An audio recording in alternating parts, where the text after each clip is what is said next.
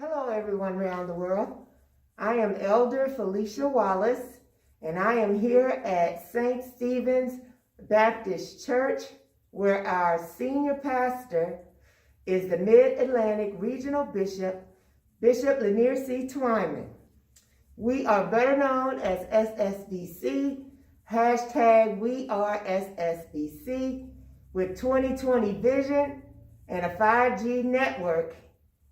Gifting, giving, going, growing, and glowing, where we thrive and strive in the spirit of excellence. We are here making it better.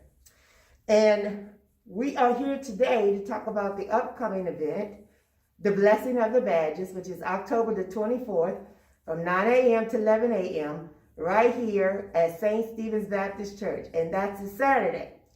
And we are here to honor civic excellence in dedication, in service, and impact and influence in the community. And I have here today with me Chief Stanley Johnson. Chief Johnson, how are you today? I'm doing fine, and how about you? I'm doing good, sir. It's great. to have you here. We appreciate your service. We appreciate your dedication, your loyalty to the badge and to the community. Mm-hmm. And we are here to find out what you are all about. What I'm all about, okay. So tell me a little bit about yourself. Are you native to the area? Yes, I am. Actually, much of my life has been here in Prince George's County. Mm-hmm. I went to elementary school beginning in the 6th grade. I went through middle school, high school, attended the University of Maryland for a couple of years, eventually graduating from Johns Hopkins University later in life. Mm-hmm. So much of my life has been here in Prince George's County, from the mid-60s on to today. On to today. Do you hear that? So you know he knows all about the community and what's been going on in this county and the surrounding counties. So where do you work and what do you do? Okay. I work for the Maryland National Capital Park Police. We're a division of the Maryland National Capital Park and Planning Commission. Right now I work for the Prince George's County Division.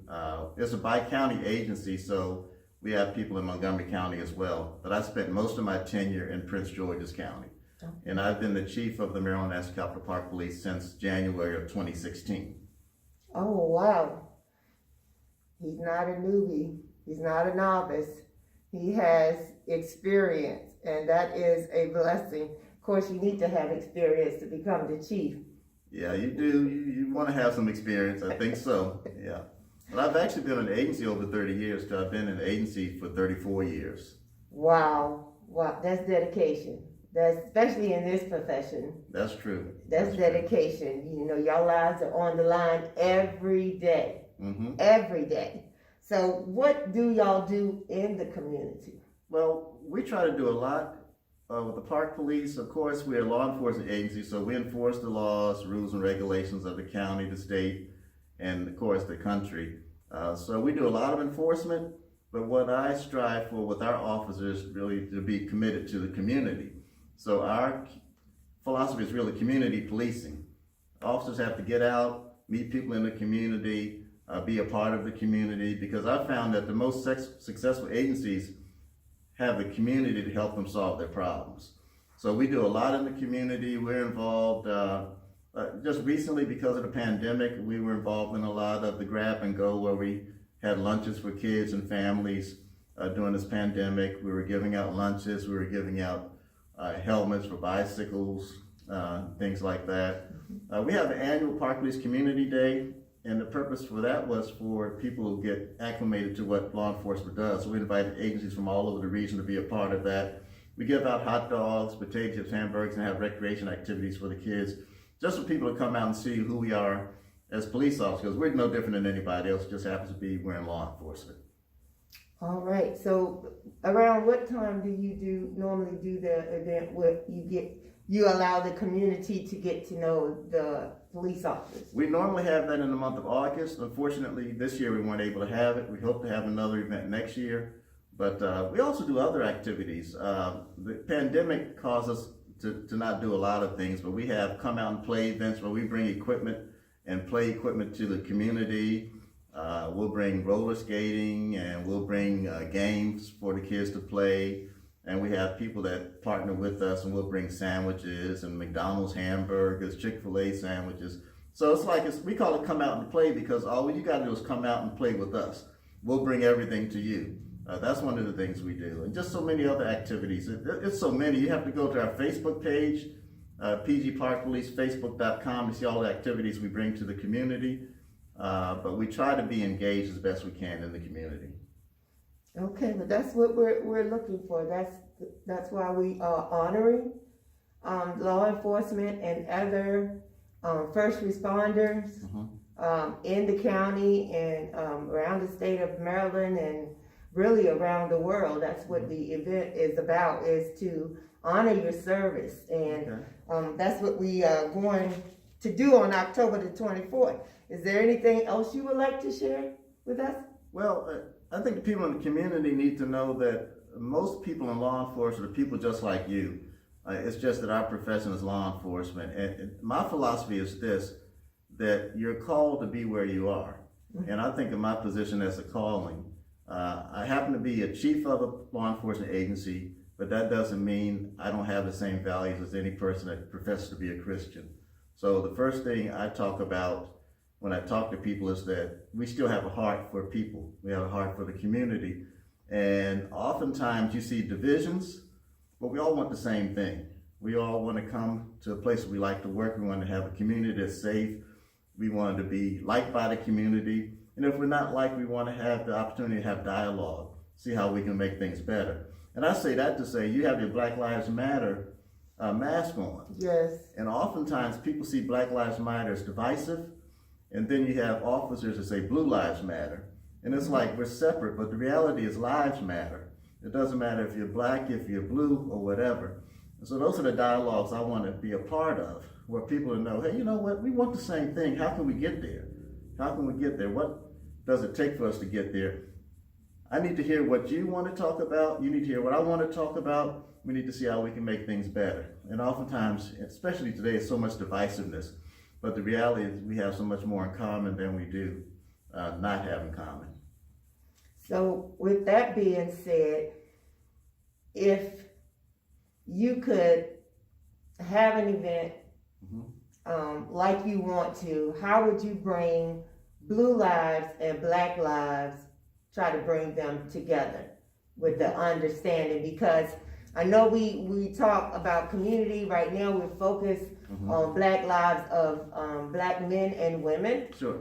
Of course, we have seen videos and different things of even children with the run-ins with the police and police brutality, different things of that nature. But if you could bring representatives from Black Lives Matter and Blue Lives Matter together, what would that look like? Okay. Well, to be honest, it's already happening. Okay. It's already happening in our community in particular. Just not too long ago, Black Lives Matter had a march or protest in Upper Marlboro. And people don't know this because there's so much divisiveness in the media looks at certain things, but myself and some other police executives or leaders, the sheriff, walked in that march because we have to embrace the need for change. There's a need for change.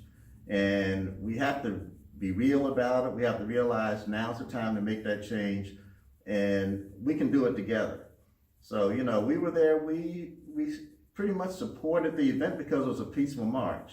But some people will look at that as if we're embracing Black Lives Matter. We're embracing all lives matter, and there's a need for change. We have to have dialogue. If it's peaceful, we need to support it. And the only change is going to come is if we sit at the same table, have conversations, and try to work things out. And I say that to say that your event, the blessing of the badge, is another way to do that. You know, you invite police officers in, law enforcement agencies come in a church environment, and people that don't know history in our nation, most changes come from churches, and believe it or not, people like you, women made the change. And that's what it's going to take for us to get involved as a church body and have these discussions and just try to bring about some commonality and some compassion and love for each other. Well, there you have it. We need to come together, find our commonality, have compassion for each other, and have love for each other. And we know the word says the most important thing is love. And so I think Chief Johnson has spoken well to the issues and given us insight into his organization, and we are glad to have him today. And so we thank you, sir, for coming, taking your time out to come and to speak to us. That speaks volume about you, your agency, your beliefs, and what you're trying to do. I appreciate the opportunity. You're welcome, sir. Okay. And Bishop Lanier C. Twyman and the SSBC family, we are also here in the community doing our part to help with the healing between the community and the first responders. And we're here to provide prayer and a spiritual covering over them as well. And so with that being said, we need your support. We need your presence online at one of our social media sites on October the 24th. It's a Saturday from 9 a.m. to 11 a.m. Our website is ssbcmd.org, and our Facebook page is St. Stephen Baptist Church. And our YouTube page is SSBCMD official. And you can also watch it on Zoom. And our Zoom ID is 605-744-940.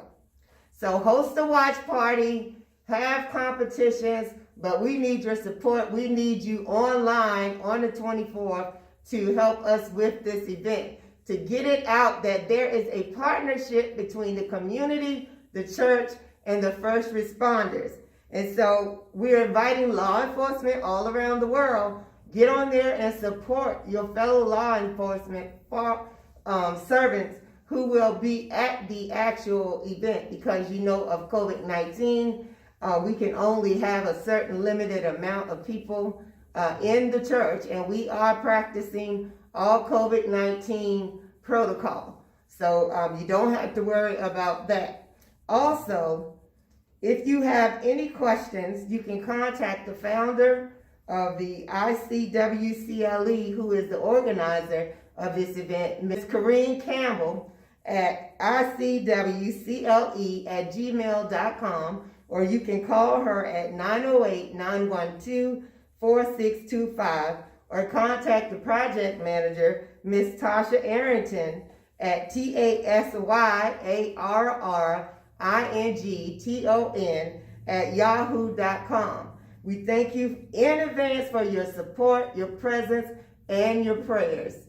This is Elder Felecia Wallace with Chief Stanley Johnson from the Maryland National Capital Park Police, the Prince George's County Division. Signing off. Have a blessed day. Bye-bye.